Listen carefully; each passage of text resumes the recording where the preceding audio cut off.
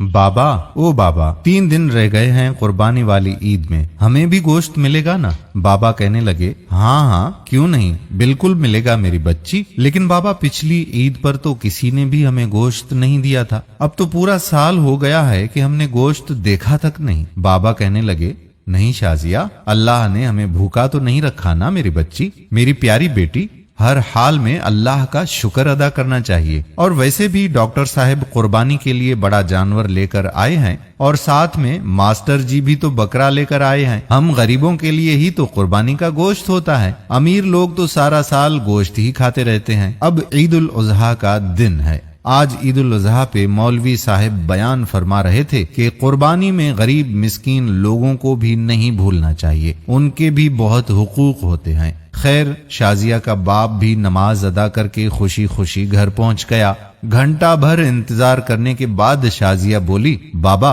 अभी तक गोश्त नहीं आया। बड़ी बहन राफिया बोली, चुप हो जाओ शाजी, बाबा को तंग क्यों कर रही हो? वो चुपचाप दोनों की बातें सुनता रहा और नजरअंदाज करता रहा। काफी देर के बाद भी जब कहीं से गोश्त नहीं आया तो शाजिया की माँ बोली कि सुनिए, मैंने तो प्याज टमाटर भी काट दिए हैं, लेकिन कहीं से भी गोश्त नहीं आया। कहीं मोहल्ले वाले भूल तो नहीं गए हमारी तरफ गोश्त भिजवाना? आप खुद जाकर मांग लें। वो कहने लगे कि शाजिया की माँ, तुम्हें तो पता है आज तक हमने कभी किसी से मांगा नहीं है, अल्लाह कोई ना कोई सबब पैदा कर देगा।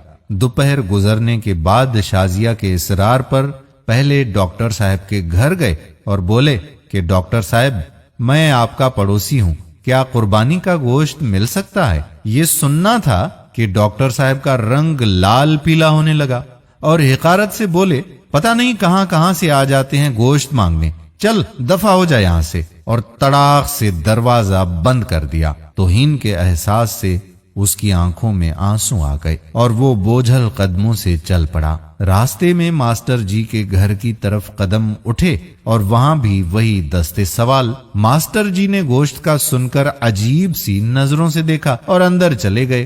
थोड़ी देर बाद बाहर आए तो शापर देकर जल्दी से दरवाजा बंद करके अंदर चले गए, जैसे उसने गोश्त मांगकर कोई बहुत बड़ा गुनाह कर दिया हो। घर पहुंचकर देखा तो सिर्फ हड्डियां और चर्बी थी, गोश्त की कोई एक बूटी तक नहीं। खामोशी से उठकर कमरे में चले गए और खामोशी से रोने लग गए। बीवी आई और बोली, कोई बात नहीं, आप गमगीन ना हो, मैं चटनी बना लेती हूँ। थोड़ी देर बाद शाजिया कमरे में आई